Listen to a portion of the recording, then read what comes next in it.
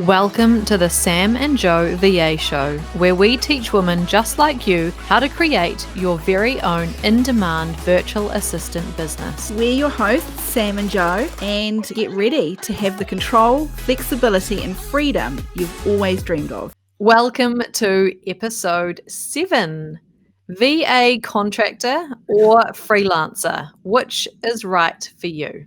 Well, I can tell you what was right for me. Yeah. That was Freelancer. It was no doubt about it. It's a big decision, I think, when you're first starting out, though, isn't it? There are, these two main routes you can take, and you don't want to do it wrong. That first decision, you don't want it to make the wrong decision. And it really comes down to personality types.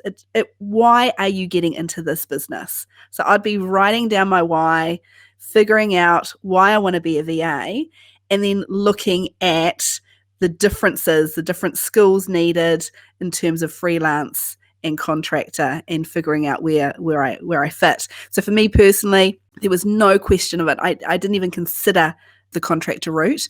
It took a while for me to realize what a virtual assistant was. I'm a total accidental VA, but once I did figure out that I kind of would fall under that umbrella title, I quickly realized that, this was going to be a choice. I could continue on working for myself, or I could seek work through other VA agencies.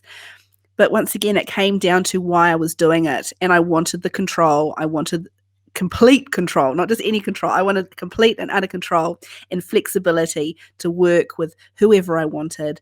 If I wanted to change my services just like that, I can do that as a freelancer. So it was really clear for me. And so just for those who are listening who are unsure about what a VA contractor even is, what we're talking about here is the two options being that as a VA contractor, you could be providing your skills and experience and services to a VA agency.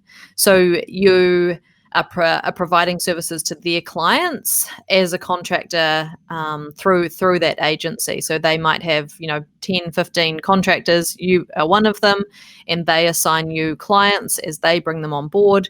They become responsible for, onboarding the client and invoicing and data follow-up and all of the marketing and everything to get those clients in.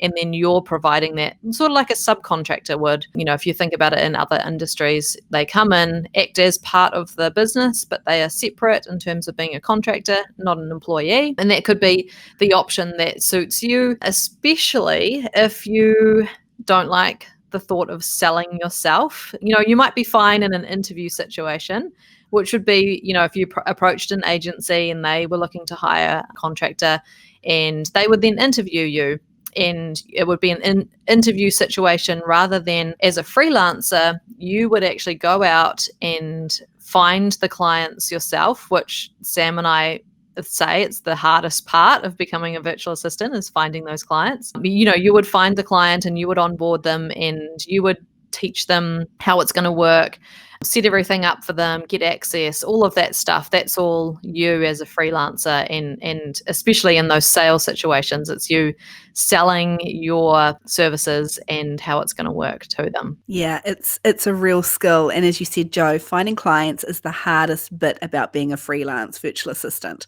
So a lot of the times, if, those coming in that don't have a lot of experience, they're introverted and don't want to learn how to sell themselves confidently, that's often where going down the contractor route is a really good option for those types of people, isn't it? Yeah, that's right. If you're feeling less confident about becoming a virtual assistant and you want an easier route where you get the training, they set you up, they teach you how it's going to work, they show you how you're going to deliver the services to clients, they provide you with the time tracking tool. So everything is provided to you in terms of the setup and how it's going to work. You would just provide your internet, your laptop, your equipment at your home or wherever you work from.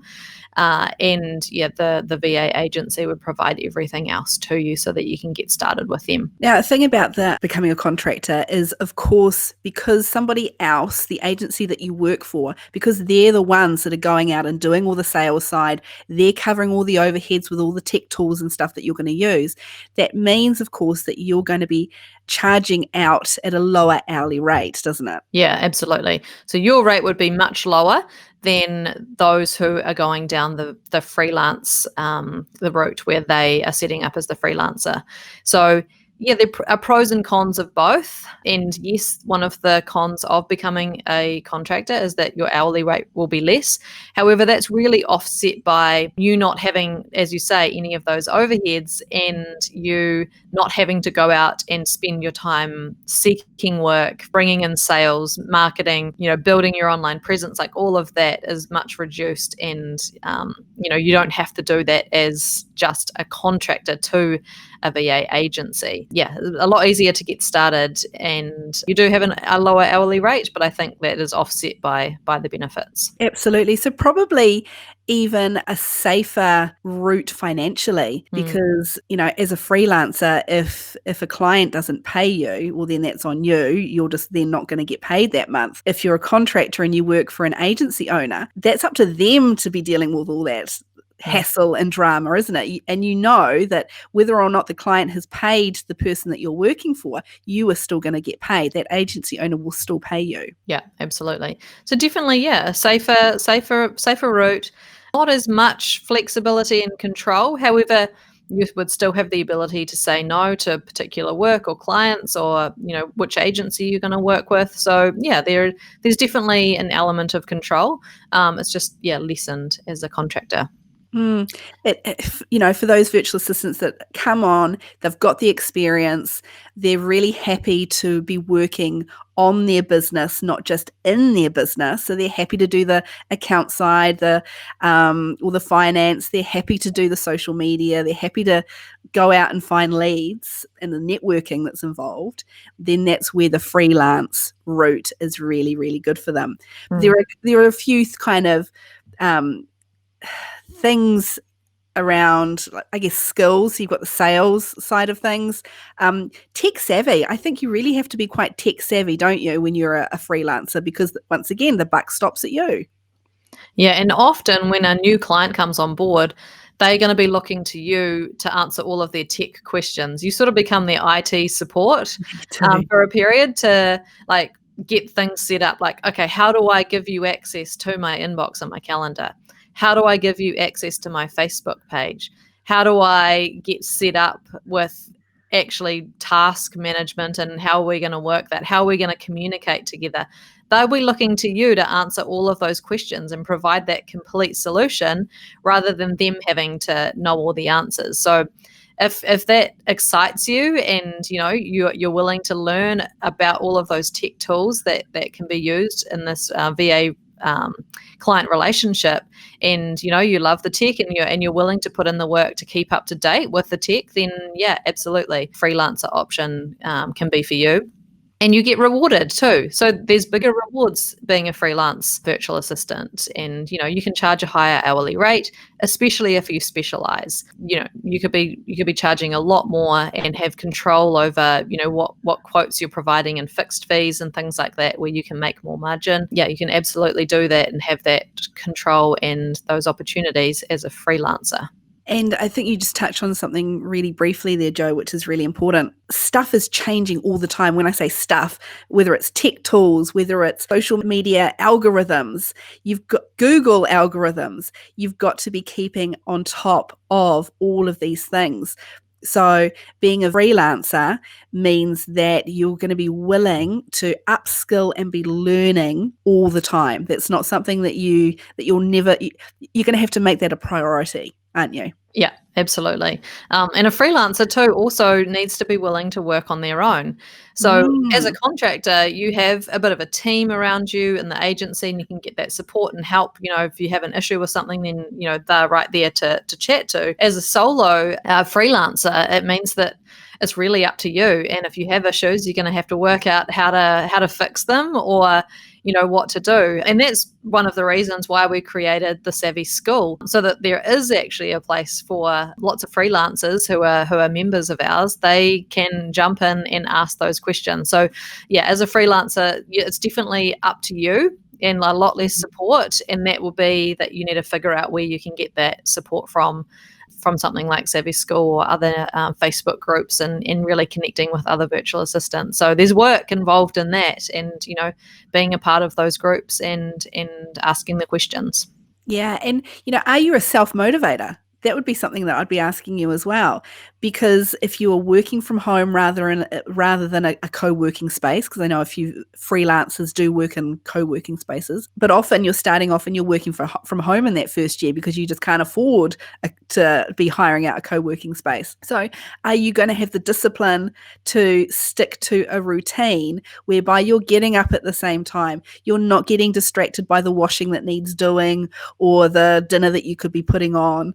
You need to be a self-starter, motivated person. Yeah, absolutely. And clients might send you a bunch of work, and then, who are you accountable to? You're accountable to yourself and to your client. That's it. And if you don't deliver, then, it's up to you, and the buck does stop with you. And are you going to deliver every time? As a contractor, I think because someone else is monitoring your deliverables and how you're working with that client, you've got that extra layer of accountability. And so if someone who's not so proactive, motivated, they potentially should be a contractor rather than someone where, if you're a freelancer and you're not following up leads, or you're not going out to the networking events, or you're not making time to promote your services, then you're not going to have sales coming in. So, is that option right for you? If you feel like, actually, I need accountability to get things done, then, potentially you look at the contractor option. That is so true. I mean, even if you are a freelance virtual assistant that is specializing in one niche, you still have to be a Jill of all trades, don't you? Because you are still going to have to be finding the time to do the networking, to do your social media, to do your accounts, to do the client work. There is a lot that you are going to be juggling. And, I'm in it for the freedom and flexibility, and I've got that. It means if the kids are sick, then that's fine. I pretty much drop everything, maybe not everything, but most things at a drop of a hat. That's only until they go to bed. Because I've dropped it during the day means I still have to then stay up till midnight to catch up on stuff. So even with that flexibility, because the buck does stop with you, there's no one else that is going to step in and go, well, I'll take that off your plate, Sam. It's not going to happen. Yeah, absolutely. So I hope those who are listening can see those pros and cons and can get a bit of a steer on what is right for you. Because, Sam, we say that there's no right or wrong answer. It's whatever suits your personality, your experience, your willingness to put in the hard work, your willingness to sell. Like, all of those things play a part in your decision of which route that you're going to do. And there is no right or wrong. It's what's best for you.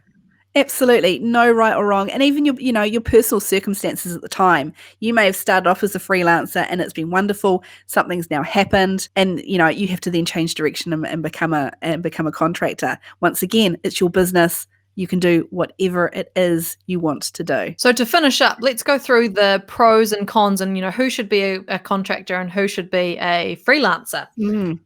So those who have less experience, are less confident in selling, maybe you don't have a big existing network of business owners, and when you're wanting the easier route.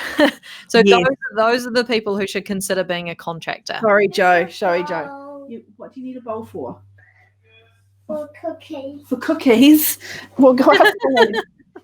Go upstairs, okay? Sorry.